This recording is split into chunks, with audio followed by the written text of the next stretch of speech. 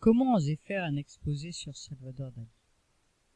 Je crois que, contrairement à lui, il faut être un peu fou pour se lancer dans cette aventure.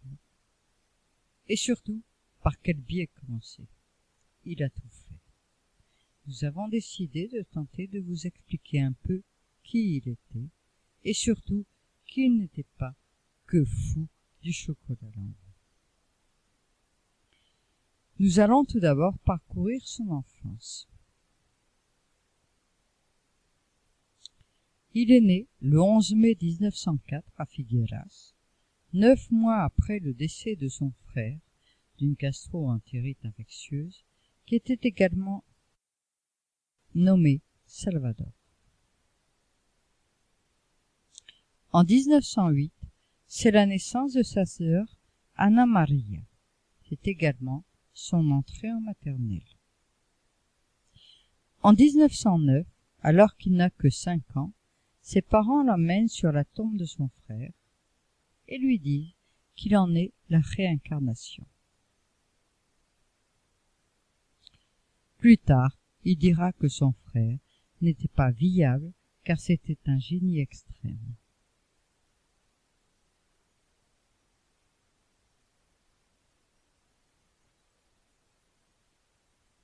En 1910, alors qu'il n'a que 6 ans, son père décide de l'inscrire au collège hispano-français Immaculada Concepción de Figueras, où il apprend le français, sa future langue culturelle.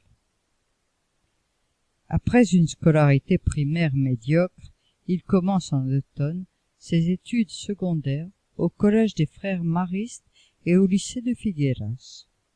Il assiste également aux classes du professeur Juan Núñez à l'école municipale de dessin de Figueras.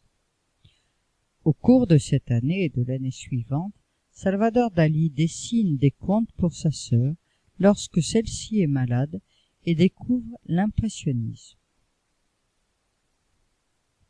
Regardez cet autoportrait réalisé à 15 ans. 1919 marque ses débuts d'écrivain. Avec un groupe d'amis du lycée, il fonde la revue Studium, dans laquelle il publie une série de chroniques sur les artistes qu'il admire.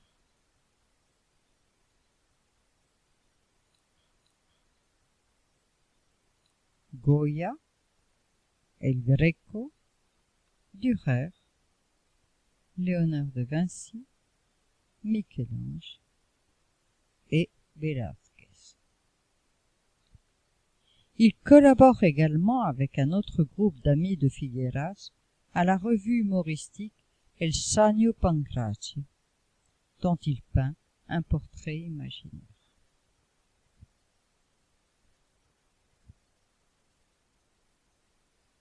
Il commence un journal personnel sous le titre « Mes impressions et souvenirs intimes ».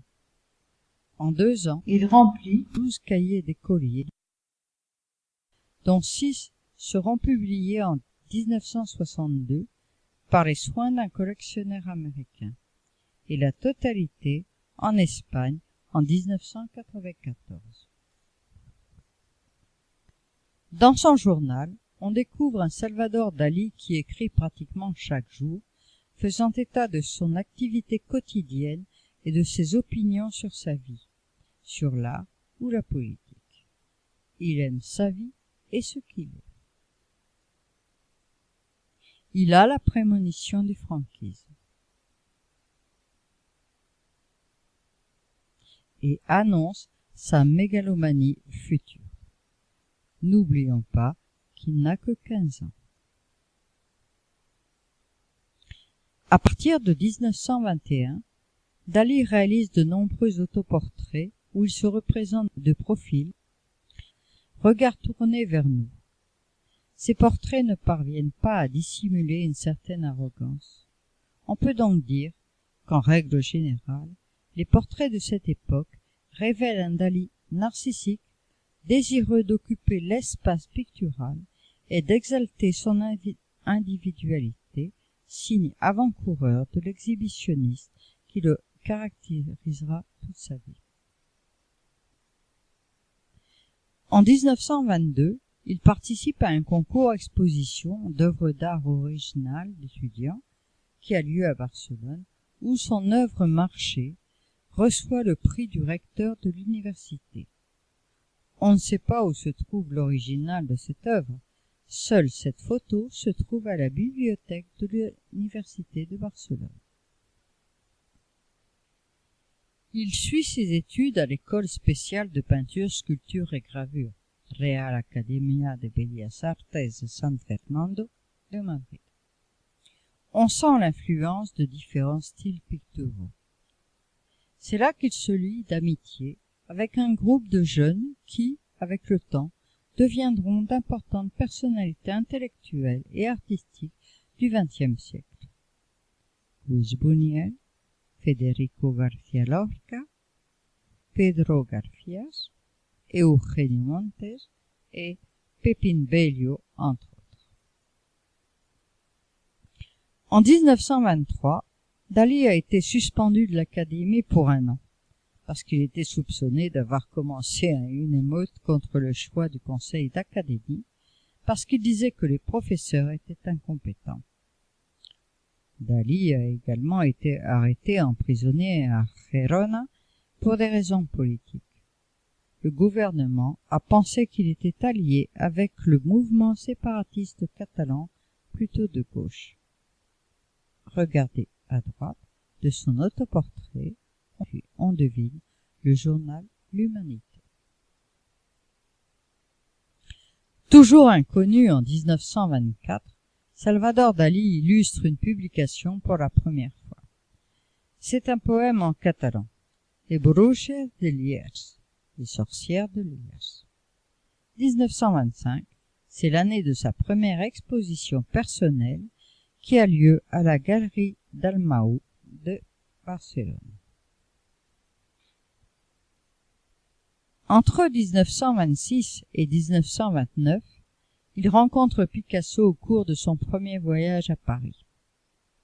Il fait son service militaire et écrit avec 2 amis le Manifeste jaune, qui est considéré comme la première expression avant-gardiste catalane, imprégnée par les progrès des sciences et techniques.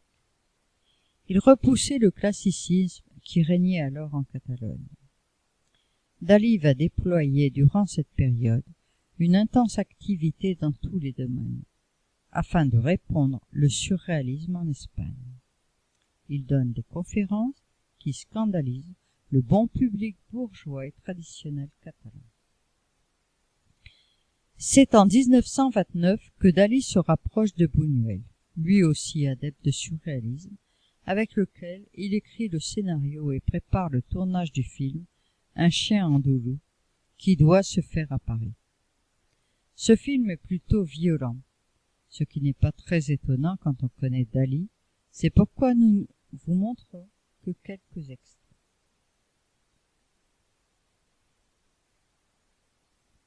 Le scénario est écrit dans le respect d'une règle simple, adoptée d'un commun accord, n'accepter aucune image ou idée susceptible de conduire le spectateur vers une explication rationnelle, psychologique et culturelle. Ils y ont réussi. Dans l'ensemble, il s'agit de relations violentes et difficiles entre un homme et une femme dans un appartement. Le fil conducteur serait les tentatives de l'homme, poussé par le désir vers la femme, qui, le plus souvent, se défend. Des objets et des personnages inattendus apparaissent et disparaissent, laissant le spectateur libre de leur attribuer une part de réalité, d'imagination ou de souvenir. Objets de l'enfance, fourmis, revolver, piano chargé d'âne mort, un personnage hermaphrodite qui se fait écraser par une voiture, un double du héros abattu par le héros lui-même, un boiteux, passionné, des séminaristes ligotés.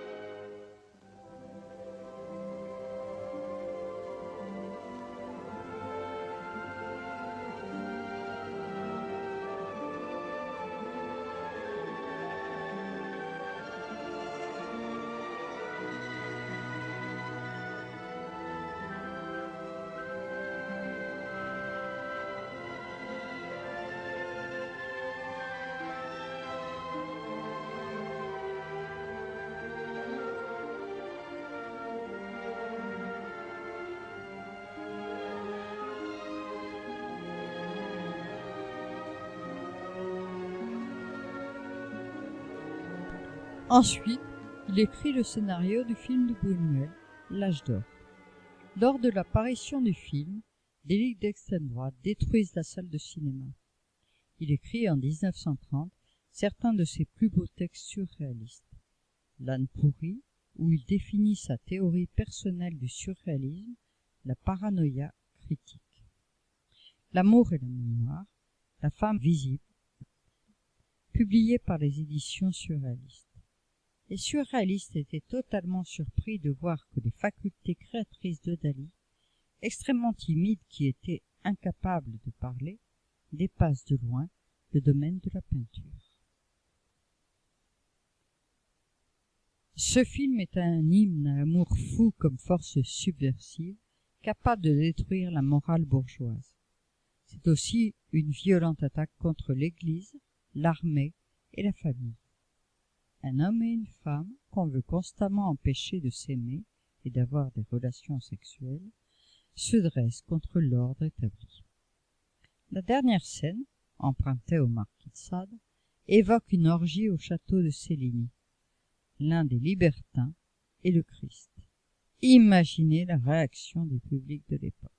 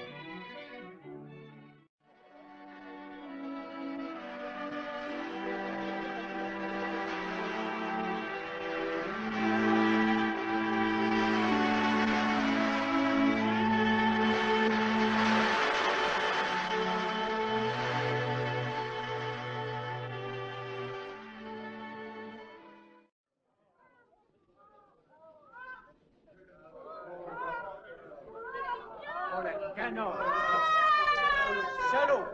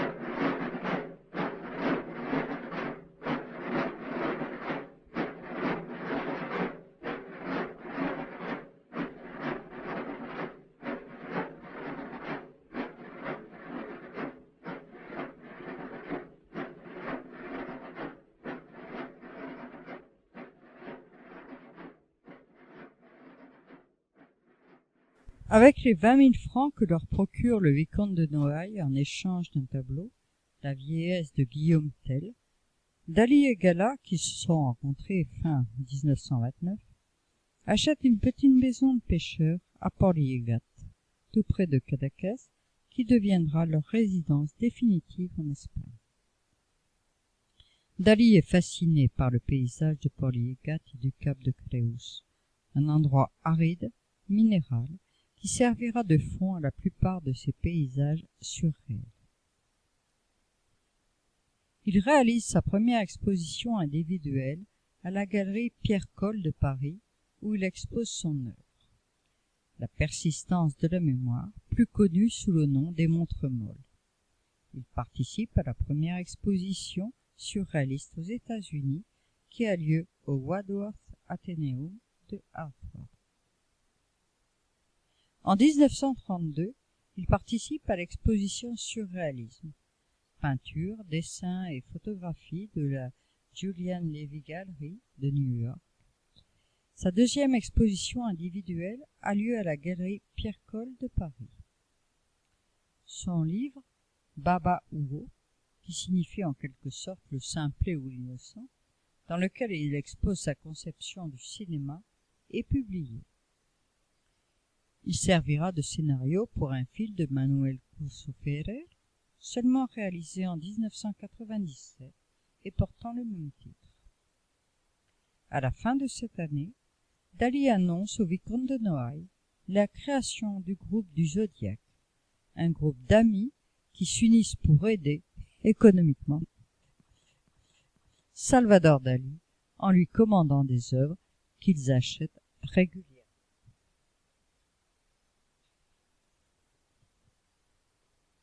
Dès 1933, Dali commence à être reconnu aussi bien en France qu'aux États-Unis, où il fait plusieurs expositions de peinture.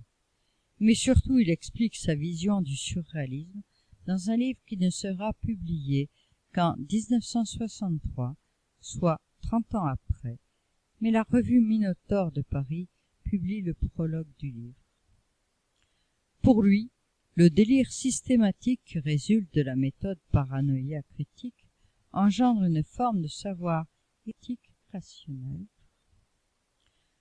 fonctionnant essentiellement par association et créant des images qui, provisoirement, ne sont pas explicables ni réductibles par les systèmes de l'intuition logique ni par les mécanismes rationnels. Cette revue est connue de tous les intellectuels parisiens et surtout du fameux groupe de mécènes des Zodiaques. Ce groupe lui assure de très confortables revenus. À cette période, il expose de plus en plus dans les galeries parisiennes et new-yorkaises. Il expose à l'exposition du cinquantenaire au Salon des Indépendants du Grand Palais de Paris, alors que le reste des surréalistes avait décidé de ne pas y participer. Un fait qui s'ajoute à ses positions ambiguës sur Hitler ainsi que sur ses tendances monarchistes. Ces faits entraînent son expulsion du groupe des surréalistes dirigé par André Breton. Cette même année, il se marie civilement avec Gala qu'il avait rencontré en 1929. Dali mourait d'envie d'aller voir les États-Unis où il avait exposé plusieurs fois. Picasso lui avance de quoi payer les 2 billets et il part avec Gala. Dali comprend que sa réussite passera par les États-Unis. Sa peinture commence à y être très appréciée. Edward James, filleul du roi Édouard VII, devint son mécène et lui rachètera toute sa production de 1935 à 1936. À partir de là, Dali, qui avait déjà montré son intérêt pour différents arts, tels la peinture bien sûr, mais aussi la littérature et le cinéma, va s'intéresser à tout et va se nourrir de ces perpétuelles nouvelles connaissances. Il va s'enrichir intellectuellement et financièrement, et ne s'en cache pas. Mais non, en plus, je dois dire une chose parce qu'il y a des gens qui pensent que j'aime tellement l'argent parce que je suis je vais faire des choses de bienfaisance ou je vais employer l'argent d'une façon plus ou moins chrétienne et pas du tout parce que à mesure que j'aime l'argent, je deviens de plus en plus avare.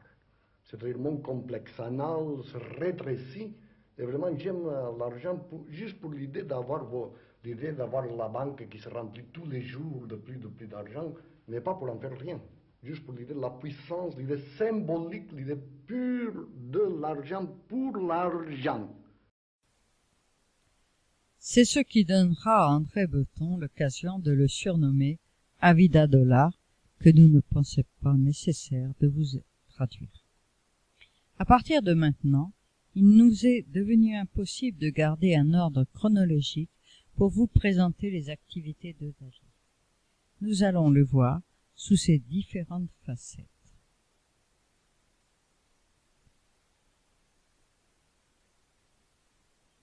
Maintenant que la consécration est arrivée, Dali fait de nombreuses expositions, mais surtout, il devient vraiment un touche-à-tout, aussi bien d'un point de vue artistique que scientifique. Vous avez ici une liste non exhaustive des différentes facettes de Salvador Dali. Nous n'en développons que les principales, car sinon il nous faudra encore plusieurs heures.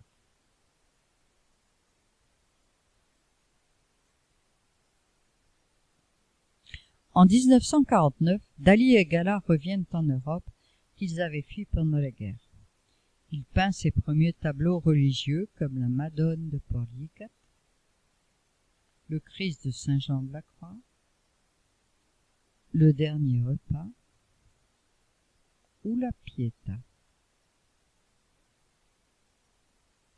Entre 1950 et 1980, Dali sera tour à tour conférencier sur des thèmes picturaux, aussi bien en Floride qu'à la Sorbonne et à Polytechnique. Il expose dans tout le monde des centaines de tableaux, de l'Italie au Japon, en passant par les États-Unis. En 1979, il est élu à l'Académie française des beaux-arts. Vous voyez à l'écran le dernier tableau peint par Dali en 1983, La queue d'hirondelle. En 1977, Dali réalise une série d'eaux-fortes inspirées par les caprices en hommage à Goya. Il reprend les gravures originales qu'il colorise et sur lesquelles il ajoute quelques détails surréalistes, comme vous pouvez le voir sur cette courte vidéo que nous vous laissons regarder.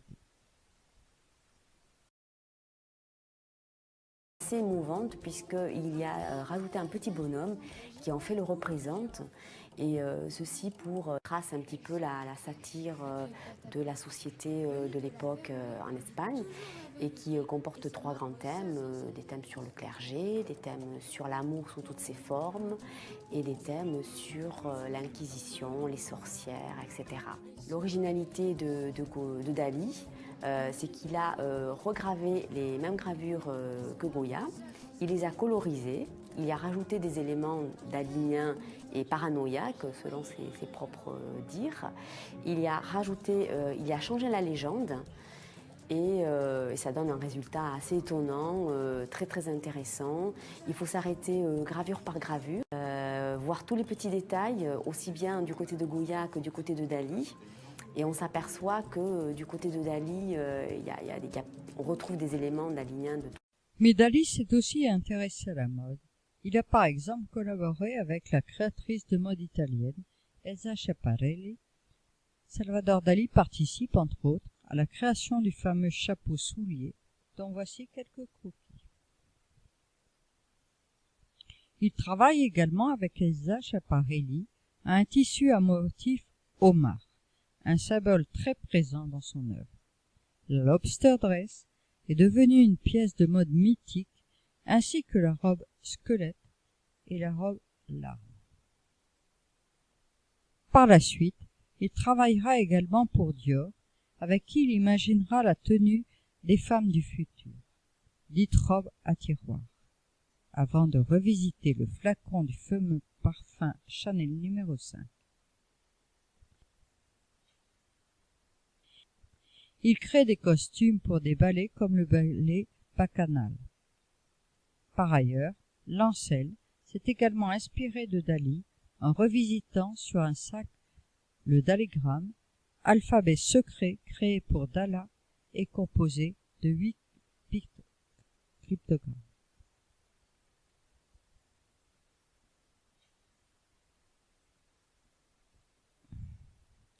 Dali a également dessiné des bijoux tels que des lèvres de rubis, l'œil du temps,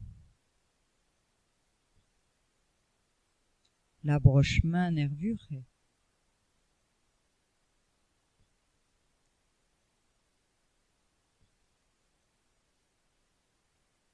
le cœur royal,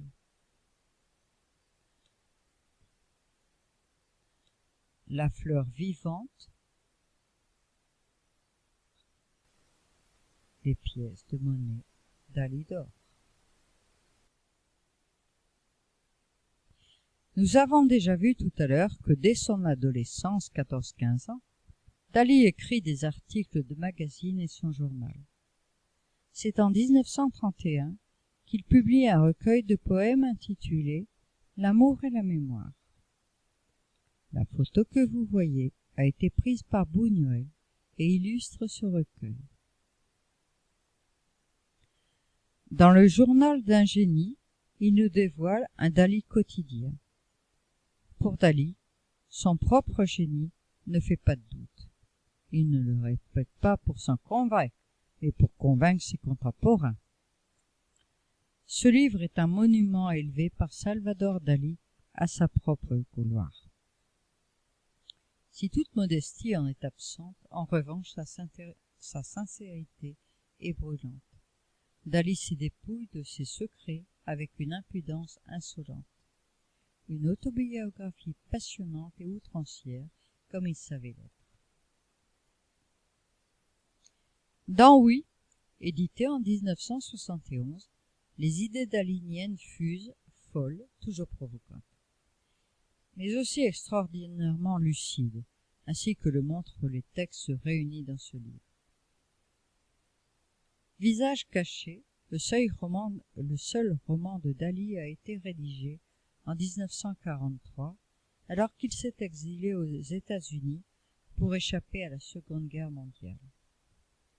En une vaste fresque, il relate le destin d'hommes et de femmes pendant la Seconde Guerre mondiale, dont il prophétise la fin par le suicide de Hitler sur fond de musique wagnérienne, avec 2 ans d'avance. Ce roman ne sera édité en France qu'en 1973, 30 ans après son écriture. Vous allez entendre un extrait de l'interview à propos de la sortie du roman par Bernard Pivot. En ce moment, ce qui m'intéresse de dire que tout ce qui n'est pas l'hyperréalisme américain, inclut le surréalisme, tout cela ce n'est que de la littérature. C'est pour ça que je parlais de ce roman. Et moi je profite d'être en direct pour dire ce que je veux et faire du plaisir à mes téléspectateurs, qu'il n'ait pas l'idée qu'on leur vend un roman, mais qu'ils aient des morceaux de viande crue et pétillant des idées daliniennes. Et aujourd'hui, en ce moment, qu'est-ce qu'il arrive? Ah, je croyais qu'on m'avait déjà coupé parce que quand je ne suis pas en direct, on coupe toujours. En ce moment, ce qui m'intéresse c'est de dire que tout ce qui n'est pas l'hyperréalisme américain, inclut le surréalisme, tout cela ce n'est que de la littérature. C'est pour ça que... Vous avez tous en tête la publicité pour le chocolat dont il était fou.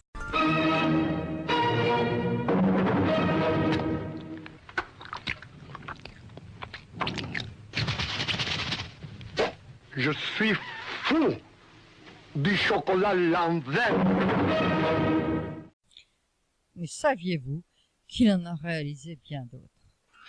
Pour la marque automobile Datsun aux USA et pour le magazine Vogue en 1944, puis en 1971 pour Vogue France.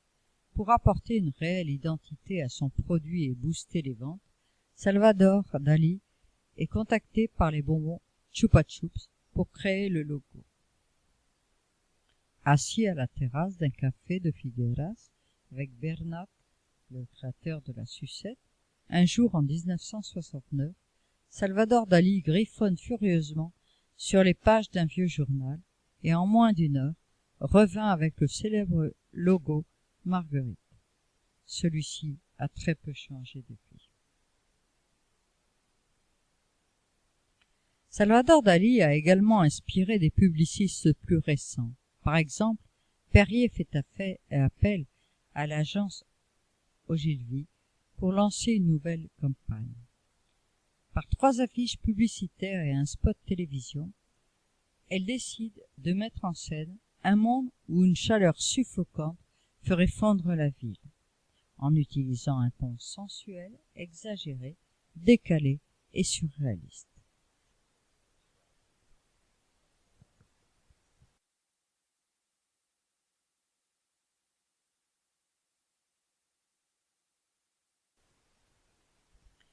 En 2011, la marque Lipton reprend la même idée. Ce thé devient alors la boisson de la nonchalance. Nous avons vu que Dali s'est intéressé au cinéma avec son ami Buñuel, mais il ne s'est pas arrêté là. Il a également écrit le scénario de Salade de girafe à cheval, aussi appelé La femme surréaliste, pour les Marx Brothers. Alfred Hitchcock, maître du suspense, choisit Dali en tant que collaborateur artistique pour réaliser La maison du docteur Edward, pour le seconder dans l'un des épisodes centraux de la narration, le rêve de l'un des protagonistes. Il fait également une apparition dans Aussi loin que l'amour de Frédéric Rossi et autres films tels que Fun and Games for Everyone de Serge Brown. Dali et Walt Disney se sont connus en 1944. Ils ont entamé leur collaboration sur Destino avec l'aide d'un proche collaborateur de Disney. Seulement les idées de scénario proposées par Salvador Dali étaient apparemment trop loufoques pour Walt Disney. Tous deux le voyaient d'ailleurs assez différemment. Là où Dali parlait d'une exposition magique de la vie dans le labyrinthe du temps, Disney voyait une simple histoire d'amour, un garçon rencontre une fille.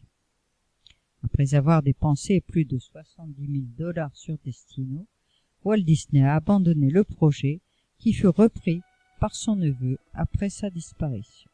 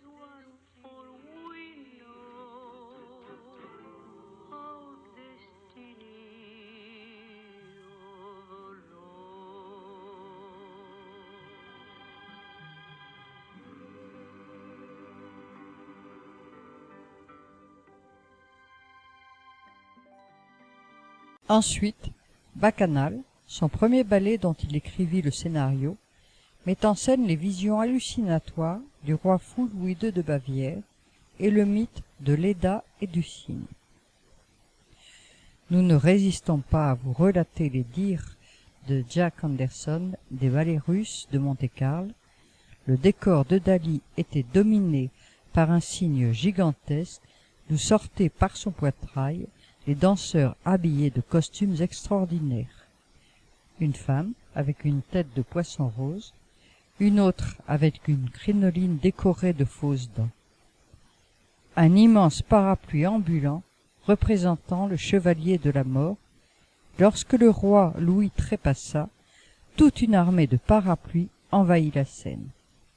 Les spectateurs puritains rougirent à la vision de grosses langoustines rouges qu'arborait au niveau du sexe un ensemble de danseurs mâles, tandis que Nini Tellade, en Vénus, vêtue d'un simple maillot chair, semblait complètement nue. Mais la collaboration entre Dali et le chorégraphe Léonide Massine n'en reste pas là, et deux autres ballets suivirent. Labyrinthe, en 1941, évoquant le thème de Thésée et Ariane sur une musique de Schubert. Tristan fou, en 1944, inspiré de l'opéra de Wagner, Tristan et Isolde. Dali collaborera également avec Anthony Tudor pour Roméo et Juliette en 1943, avec la Argentinita pour Café de Chinitas en 1944.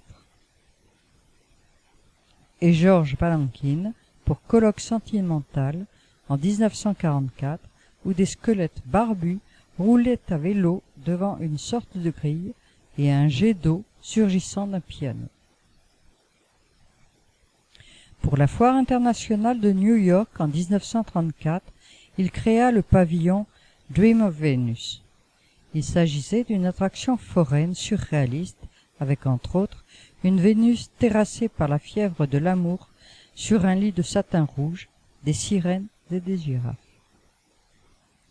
De cette maison, il n'en reste plus que le souvenir, une quarantaine de photos d'Éric Scal, un film de 8 minutes et le somptueux quadriptyque aux monstres molles conservé au Japon. Au centre de la porte, vous voyez la billetterie où Dali s'est mise en scène avec Gala. Au début des années 1970, le projet du théâtre-musée à Figueras se précisa enfin. Dali prit à cœur la conception et l'architecture de ce musée édifié à sa gloire. Je veux que mon musée soit un bloc unique, un labyrinthe, un grand objet surréaliste. Ce sera un musée théâtral, disait-il. Les visiteurs en sortiront effectivement avec la sensation d'avoir eu un rêve théâtral. Salvador Dali s'est également essayé au design, par exemple en créant son propre lit, visible au musée de Figueras.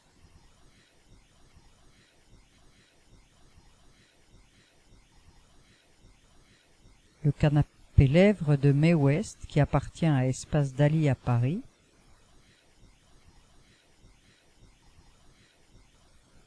Le lampadaire à béquilles.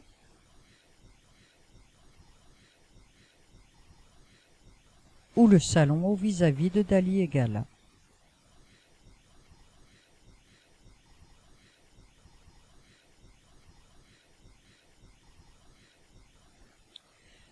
De nombreuses sculptures sont signées Dali.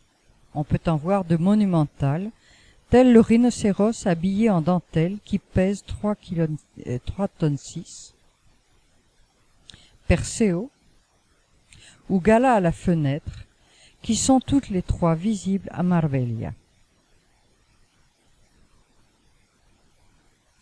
Il a également créé de nombreuses statues de dimensions plus réduites, telles Adam et Ève,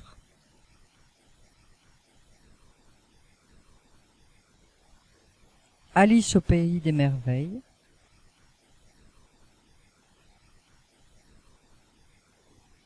Saint Georges et le dragon,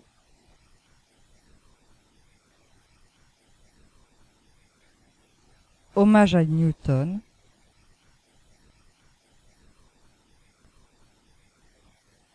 Danseurs daliniens et bien d'autres. Salvador Dali a illustré les plus beaux textes de la littérature, de la mythologie et des religions. C'est ainsi qu'il a illustré Don Quichotte de Cervantes,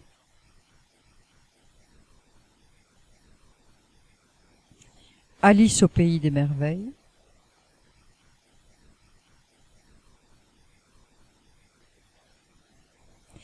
La comtesse de Ségur,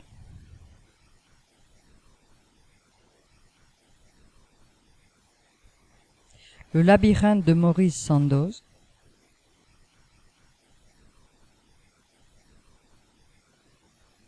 ou La maison sans fenêtre du même Maurice Sandoz.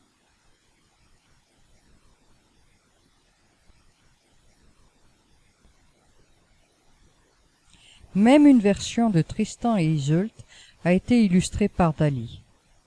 Remarquez le filtre d'amour inséré entre les deux amoureux.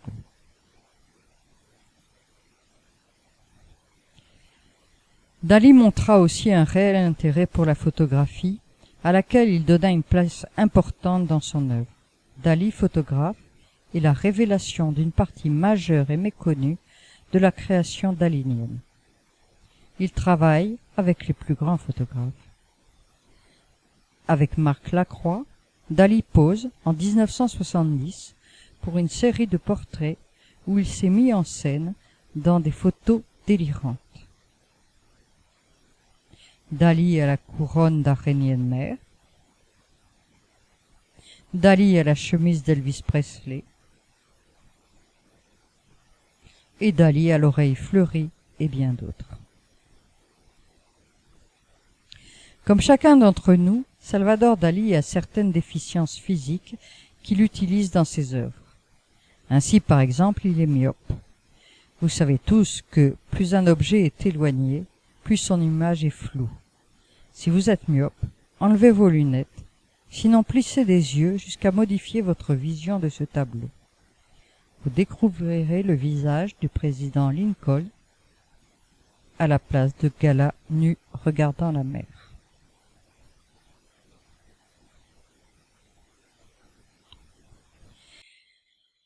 Salvador Dali n'a cessé d'emprunter à la science de son époque pour nourrir une œuvre singulière.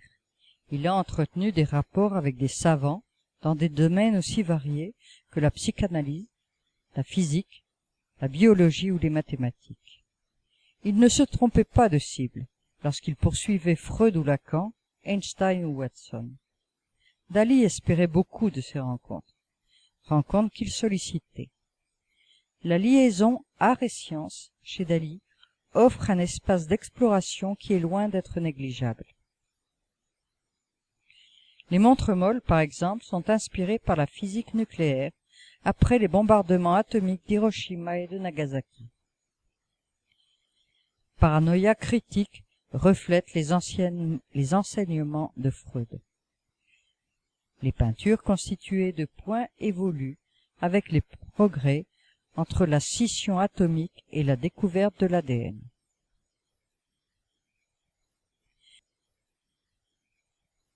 En 1978, soit 10 ans avant sa disparition, il dessine un timbre pour la Poste française. Celui-ci sera édité le 17 novembre 1979.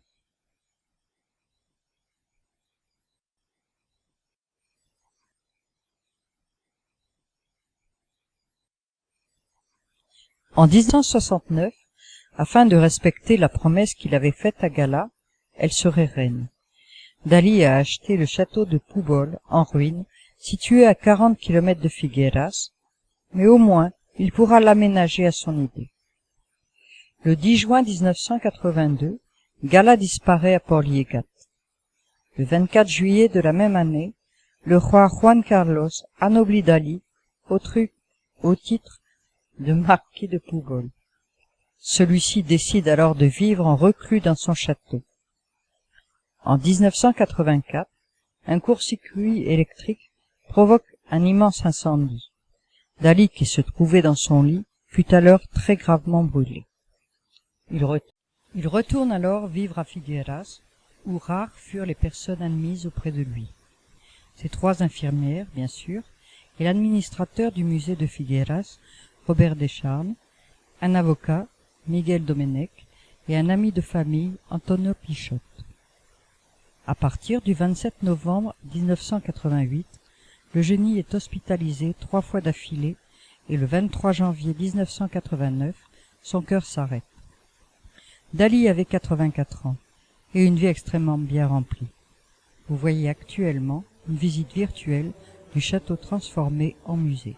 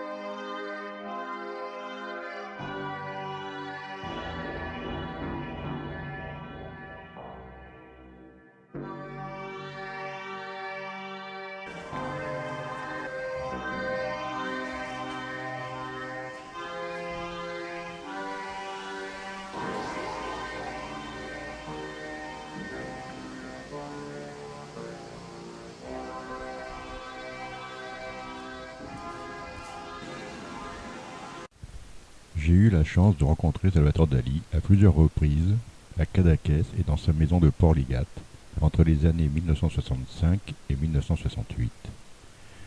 Je me souviens plus particulièrement d'une réception au casino de Cadaqués où Kenny Clarke, grand batteur de jazz de l'époque, se produisait pendant que Dali réalisait une toile en réaction à la musique. J'ai trouvé une vidéo de Lina de 1968 où il fait la même chose, je pense au même endroit, avec Manitas de Plata. Je n'ai pas pu résister à vous la montrer pour conclure cette présentation.